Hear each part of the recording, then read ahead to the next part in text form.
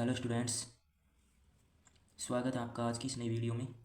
आज हम class 10th की साइंस सब्जेक्ट की इम्पोर्टेंट क्वेश्चन लेके आए हैं, जो कि आपका एग्ज़ाम का जो पैटर्न होता है उसके अकॉर्डिंग जो हमने ये पेपर सेट किया है। इस पेपर में यानी कि जो हमने क्वेश्चन लिखे हैं, इनमें से जो भी क्वेश्चन हैं आप उन सबको तैयार कर लीजिएगा। इसमें से लगभग 40% क्वेश्चन आपको एग्ज़ाम में हूबहू मिलने के चांसेस हैं। तो जो आपका पेपर होता है वो 80 मार्क्स का होता है, आपका जो पेपर है। तो चलते हैं हम फर्स्ट क्वेश्चन की तरफ। आपका फर्स्ट क्वेश्चन है, देखिए आपके जो छोटे क्वेश्चन हैं MCQs हैं, वो इसमें 15 क्वेश्चन MCQs आते हैं, यानी एम सीधे वाले जो ऑप्शन वाले हैं वो आते हैं। तो इसमें फर्स्ट क्वेश्चन आता है, उसमें भी 15 क्वेश्चन आते हैं। तो क्वेश्चन हमारा ये कहता है कि निम्न प्रश्नों के उत्तर का सही विकल्प चयन कर उत्तर दीजिए। इसमें आपका फर्स्ट क्वेश्चन आता है कि संकुचन के समय हृदय के अंदर रक्त के पश्च प्रवाह को रोकता है। ऑप्शन है आपकी वॉल्व, निलय की दीवार, आलेंद की दीवार, या फिर ये तीनों। उपयुक्त सभी का मतलब है कि ये तीनों। ये आपका फर्स्ट क्वेश्चन है। बढ़ते हैं नेक्स्ट क्वेश्चन की तरफ। नेक्स्ट क्वेश्चन है आपका, एक न्यूरॉन में विद्युतीय संकेतों का रासायनिक संकेतों में परिवर्तन कहाँ पर होता है। फर्स्ट है कोशिका काय में, बी है तंत्रिकाक्ष पर, सी है द्रमाशय पर, डी है कोशिका द्रव्य में। ये आपका सेकंड क्वेश्चन है। बढ़ते हैं नेक्स्ट क्वेश्चन की तरफ। मानव में मस्तिष्क का कार्य है, मानव में जो हमारा जो मस्तिष्क होता है उसका कार्य है सोचना, संतुलन बनाना, हृदय स्पंदन, या फिर उपयुक्त सभी। ये आपका थर्ड क्वेश्चन। बढ़ते हैं नेक्स्ट क्वेश्चन की तरफ। RRYY जीनी, ये जीन वाले चैप्टर में से हैं। जीनी संरचना का बाह्य लक्षण होगा गोल हरा, झुर्रीदार पीला, गोल पीला, या फिर झुर्रीदार हरा। ये आपका फोर्थ क्वेश्चन है। बढ़ते हैं नेक्स्ट क्वेश्चन की तरफ। ये आपका फिफ्थ क्वेश्चन, आपतन कोण, आपतन कोण को हम आई से रिप्रेजेंट करते हैं। इसका मान होता है परावर्तन कोण से ज़्यादा, परावर्तन कोण के समान, परावर्तन कोण से कम, या फिर उपयुक्त सभी। ध्यान रखना, ये जो ऑप्टिक्स वाला चैप्टर है उससे क्वेश्चन, ये छोटे छोटे क्वेश्चन ज़्यादा मिलते हैं, तो आप इसको करिएगा। नेक्स्ट क्वेश्चन है, बाह्य आघातों से आँख की सुरक्षा करता है। जो बाह्य आघात यानी कि जो बाहरी जो भी धूल मिट्टी गण वगैरह होते हैं उससे आँख की सुरक्षा कौन करता है। कॉर्निया, परितारिका, रक्तपटल, या श्वेत पटल। इनमें से एक ऑप्शन आपका सही होगा। नेक्स्ट क्वेश्चन है, सेवन क्वेश्चन है, यदि किसी परिपथ में एक कूलाम आवेश को प्रवाहित करने में 1 जूल कार्य करना पड़ता है, तब दो बिंदुओं के बीच विभवांतर होगा।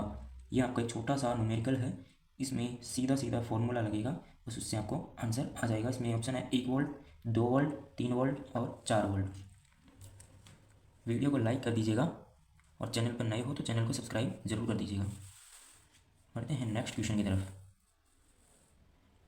चालक तार का प्रतिरोध निम्न में से किस पर निर्भर नहीं करता है। ध्यान रखना, नहीं करता है। फर्स्ट है चालक तार की लंबाई पर, अनुप्रस्थ काट के क्षेत्रफल पर, उपयुक्त दोनों यानी कि ए और बी दोनों, या फिर उपयुक्त में से कोई नहीं। ये आपके ऑप्शन है। नेक्स्ट क्वेश्चन है आपका, वातावरण में लोहे के ऊपर भूरी परत के चढ़ने की प्रक्रिया है। अपचयन, संक्षारण, विकृतगंधिता, या द्विविस्थापन। ये आपका 9th क्वेश्चन। बढ़ते हैं नेक्स्ट क्वेश्चन की तरफ। ये आपका 10th question, 2CH3COOH plus Na2CO3। ये आपकी कोई रिएक्शन है, इसमें जो आपका प्रोडक्ट है इसमें से एक प्रोडक्ट का जो पार्ट है वो एक मिसिंग है, इसको आपको लिखना है। प्लस H2 प्लस CO2 इसमें से निकल रहा है, जो प्रोडक्ट बनेगा वो आपको बताना है। उपरोक्त अभिक्रिया में यौगिक है, यानी कौन सा कंपाउंड इसमें आएगा वो आपको बताना है। नीचे दिया हुआ है CH3CO, 2CH3COONA, C2H5OH, CaCO3। इन ऑप्शन में से आपका एक आंसर होगा।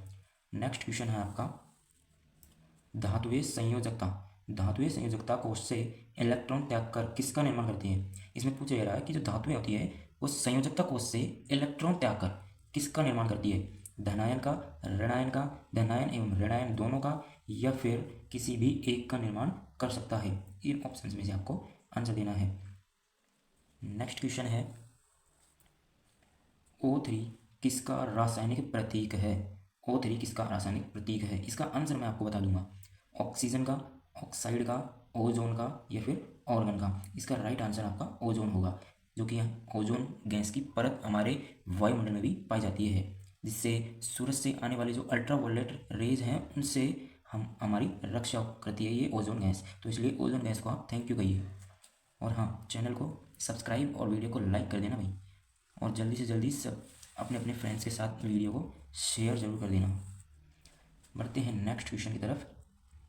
धातुओं का दंत क्षय पीएच मान, जो दांतों में जो दंत क्षय हो जाता है उसका पीएच मान कितना होने पर शुरू होता है? यानी इसमें पूछा ये है कि जो दांतों का दंत क्षय है वो पीएच मान कितना होने पर शुरू हो जाता है। इसमें ऑप्शन है 5.5 से कम होने पर, 6.5 से कम होने पर, 7.5 से कम होने पर और 8.5 से कम होने पर।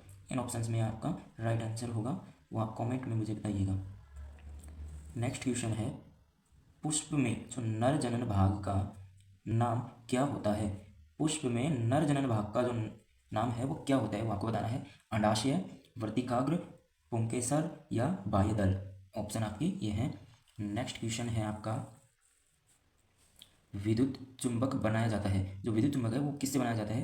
कठोर लोहे का, नरम लोहे का, किसी भी प्रकार के लोहे का बनाया जा सकता है, या नरम एवं कठोर दोनों ही प्रकार के लोहे से बनाया जा सकता है।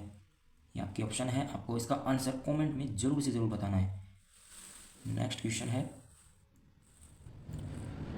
अब हमारा क्वेश्चन नंबर 2 स्टार्ट हो गया है, जो कि रिक्त स्थानों की पूर्ति करो। यानी कि रिक्त स्थान भी आते हैं आपके, शायद इसमें 7 रिक्त स्थान आते हैं आपके, जिसमें से फर्स्ट है लार में पाए जाने वाले एंजाइम को क्षारीय लारीय खालिस्तान कहते हैं। खालिस्तान में आपको भरना है, क्या आएगा? लार में पाए जाने वाले एंजाइम को लारीय कहते हैं। सेकेंड खालिस्तान आपका है प्रकृति में सबसे अधिक क्रियाशील तत्व है, जो प्रकृति में सबसे क्रियाशील यानी कि जो सबसे ज़्यादा रिएक्टेंट है वो क्या है वो आपको बताना है। नेक्स्ट क्वेश्चन है, मादा में अंडाशय की संख्या कितनी जोड़ी होती है? ये आपको बताना है कि मादा में जो अंडाशय की संख्या है वो जोड़ी में आपको बताना है कितनी जोड़ी होती है। नेक्स्ट है, नल के जल का जो नल में जो जल होता है उसका जो पीएच मान होता है वो कितना होता है वो आपको बताना है। नेक्स्ट है, जल का अपवर्तनांक कितना होता है? ये आप मुझे कमेंट में लिख के जरूर बताना, जल्दी से जल्दी कमेंट कर दीजिए। अगला है, वोल्ट मीटर को सदैव परिपथ में खालिस्तान में संयोजित किया जाता है। इसमें ये आपको बताना है कि वोल्ट मीटर को सदैव परिपथ में श्रेणी क्रम में संयोजित किया जाता है या समांतर क्रम में, आपको ये बताना है। नेक्स्ट है, सभी हरे पौधे एवं नील हरित शैवाल जिनमें प्रकाश संश्लेषण की क्षमता पाई जाती है, सभी हरे पौधे एवं नील हरित शैवाल जिनमें प्रकाश संश्लेषण की क्षमता पाई जाती है वो क्या कहलाती है वो आपको बताना है। ये आपके खालिस्तान थे, यानी रिक्त स्थान जो कि पूर्ति करवाता है वो क्वेश्चन थे आपके। क्वेश्चन नंबर 2 में आपके 7 क्वेश्चन आएंगे जो कि एक नंबर के होंगे। तो बढ़ते हैं हम नेक्स्ट क्वेश्चन की तरफ। नेक्स्ट क्वेश्चन आपका क्वेश्चन नंबर 3 है, जो कि अति लघुत्तरात्मक प्रश्न है, यानी कि शॉर्ट हैं क्वेश्चन। ये भी आपके एक नंबर में पूछे जाते हैं। जिसमें फर्स्ट क्वेश्चन है आपका, दही में उपस्थित अम्ल का रासायनिक नाम। ध्यान रखना, दही में उपस्थित अम्ल का नाम नहीं, अम्ल का रासायनिक नाम आपको इसमें पूछा है, ये आपको बताना है। तो इसका आंसर आप मुझे कमेंट में दीजिएगा। और हाँ, आपने वीडियो को अभी तक लाइक नहीं किया है, जल्दी से जल्दी लाइक कर दीजिए और शेयर भी कर दीजिएगा जल्दी से जल्दी अपने क्लासमेट्स को, फ्रेंड्स को, और चैनल को सब्सक्राइब कर दीजिएगा। नेक्स्ट क्वेश्चन है आपका, निम्नलिखित तत्वों के युग्मों के संयोजन से बनने वाले स्थिर द्विआधारी यौगिकों के सूत्र दीजिए। क्वेश्चन है आपका, निम्नलिखित तत्वों के युग्मों के संयोजन से बनने वाले स्थिर द्विआधारी यौगिकों के सूत्र दीजिए। जो आपके निम्नलिखित तत्व हैं वो ये है, Mg यानी मैग्नीशियम और Cl2 यानी क्लोराइड।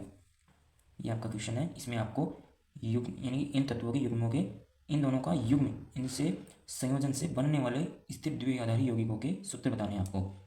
नेक्स्ट क्वेश्चन है, हीरा विद्युत का चालन नहीं करता, क्यों? इसमें आपको रीजन पूछा है कि हीरा विद्युत का चालन क्यों नहीं करता। और हाँ, इसमें एक अपवाद होता है कि जो ग्रेफाइट होता है वो विद्युत का चालन करता है, ठीक है। ये कार्बन के अपर रूप होते हैं जिनमें ग्रेफाइट एक अपवाद होता है। बढ़ते हैं नेक्स्ट क्वेश्चन की तरफ। कार्बन का परमाणु क्रमांक कितना होता है? ये आपको कमेंट में बताना है मुझे कि कार्बन का परमाणु क्रमांक कितना होता है। नेक्स्ट क्वेश्चन है, तंत्रिका तंत्र की रचनात्मक एवं क्रियात्मक इकाई क्या है? तंत्रिका तंत्र यानी कि जो हमारा नर्वस सिस्टम है उसकी रचनात्मक एवं क्रियात्मक इकाई क्या है? ये वेरी मोस्ट क्वेश्चन है अभी, इसको आपको जरूर से जरूर पढ़ के जाना है।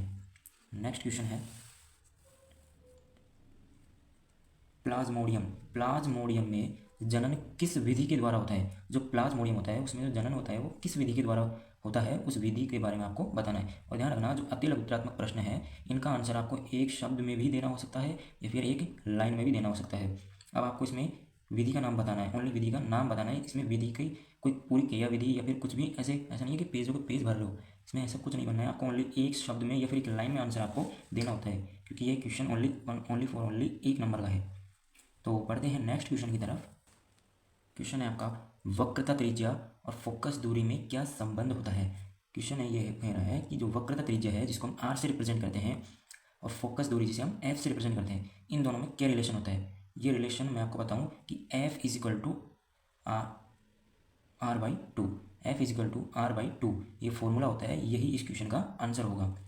नेक्स्ट क्वेश्चन है आपका, मुख्य अक्ष को परिभाषित कीजिए। ये छोटी छोटी डेफिनेशंस हैं, ये आपको छोटी छोटी डेफिनेशंस हैं उनको आपको अच्छे से पढ़ के जाना है और ये बहुत इजी डेफिनेशंस हैं। ओके, बढ़ते हैं नेक्स्ट क्वेश्चन की तरफ। ये आपका नेक्स्ट क्वेश्चन है, क्या कारण है कि चुंबकीय क्षेत्र रेखाएं, क्या कारण है कि चुंबकीय क्षेत्र रेखाएं एक दूसरे को प्रतिच्छेदित नहीं करती है?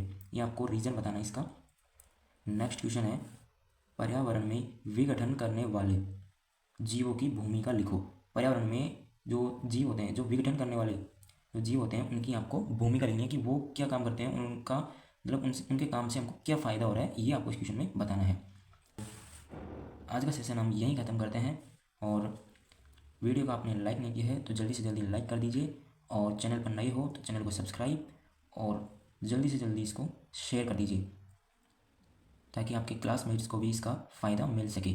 तो आज की इस वीडियो में बस इतना ही, मिलते हैं किसी नई वीडियो में। और हाँ, इसके जो बाकी के क्वेश्चन हैं वो मैं आपको नेक्स्ट पार्ट में आपको बताऊंगा, तो नेक्स्ट पार्ट को देखने के लिए चैनल को सब्सक्राइब करना ना भूलें। तब आज के लिए बस इतना ही। जय हिंद, जय भारत।